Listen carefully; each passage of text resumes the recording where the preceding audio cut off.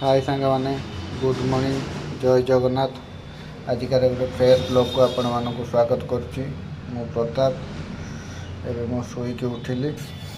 चलतु गाधे गुधे फ्रेश होपण सहित कथा हो। गाधे सारी पूरा रेडी। एक्चुअली आज दिन टी स्पेशल अच्छी कौन पाई स्पेशल अच्छी आपण मैंने ब्लॉग रे जोड़े रुहतु जानीपारे। एवं रूम रू बाहरी आम दुई सांग बाइक रे चलीचु कौटी कौन जीव आपण मैंने ब्लॉग रे जोड़े रुहतु सब जानीपारे। यहाँ बालेश्वर कौन छक आपण मैंने कमेंट कर कहतु। एवं रास्ता चलीचु धीरे धीरे चलीचु। देखु रास्ता कि जाम अच्छी आपण मैंने देखिपे। एवं आम पहुँचलु बालेश्वर बाबा रामेश्वर मंदिर जहाँकि समस्त जानते। देखुए मंदिर लुक ये कि रही कि बाट आसला आमर पायलट चेंज होले सी गाड़ी चलाऊँ मु बसुचु। देखा जाऊ कौन हो। पेट्रोल पंप पहुँचलु गाड़ी रे टिके पेट्रोल पकईदेबू कहीं तार खाଇବା सरीगलानी। कि समय पर भाई आमर गाड़ी रे आणिक डांग पुरेदेले 110 टन पेट्रोल मारदेचु।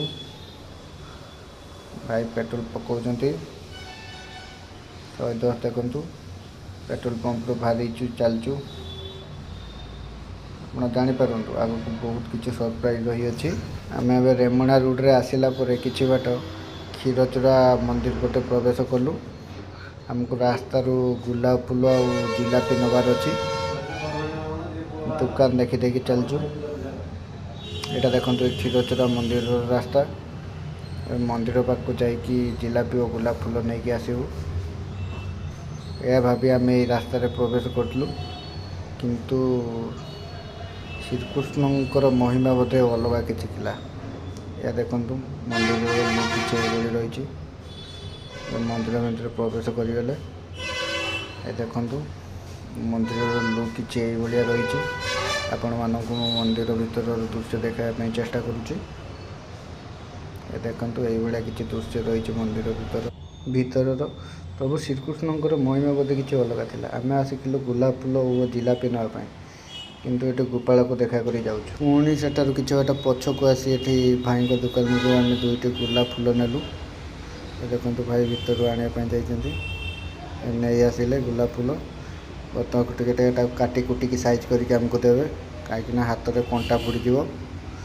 भाई काटी देले साइज करदे साइज करके आमको देदेवे रखिले सेठारे जरी उठेले जरी उठेकी पूरी के हाथ में देवे कहीं कंटा पुड़ीज हाथ में मैंने आम नबू भी केमती 100 टଙ୍କା बढ़े देली। सी देखा जाऊ आमको केते टଙ୍କା रिटर्न कर देखा जाऊ हमको 60 टଙ୍କା रिटर्न कर देले। तापर आसिले जिलापी दुकान को 4-5 जगह खोजी सारिकी एडी आसिक पहुँचली।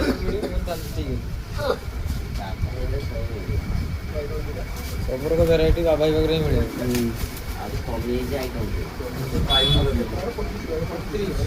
बालेश्वर पाखु खोजी खोजी खोजी खोजी चलते जिलापी नहीं कि पुणी क्षीरचोरा मंदिर रोड रे आसिलु। ये क्षीरचोरा मंदिर पाला पर ये रास्ता ये गोटे मंदिर देखु भल भाव ये मंदिर टी एपटे ये गोटे मंदिर। ये दुईटा मंदिर जदि कौ मंदिर आपण मैंने जानते निश्चिंत कमेंट रे जनातु। तापर किछि बाट आसला परे आम आमर गंतव्य स्थल पहुँचलु। ये देखु मंदारपुर रे थिबा बाबा गर्गेश्वर मंदिर। ये देखु मंदिर भीतर को प्रवेश कली नना पूजा कर मो पाखर गुलाब फूल नहीं नेले सी भी पूजा करदे आमर। ये देखु दे सब पूजा सामग्री सी बर्तमान आमर पूजा करेंगे नना।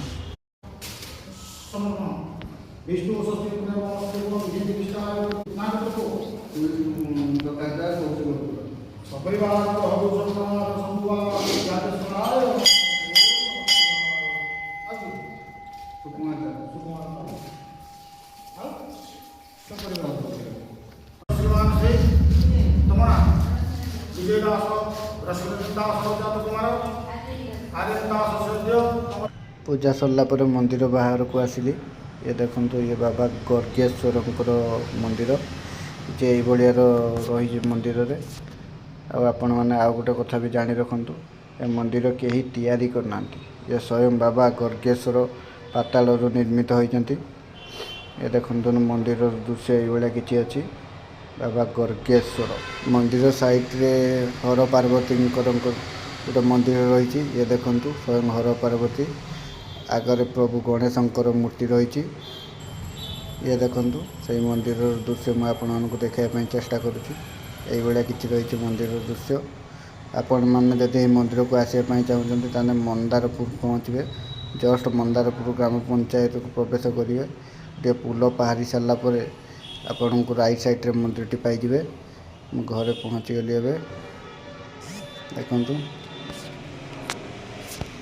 ବହୁତ ଟାୟାର୍ଡ଼, ଘରେ ପହଞ୍ଚିକି ଚାଲନ୍ତୁ।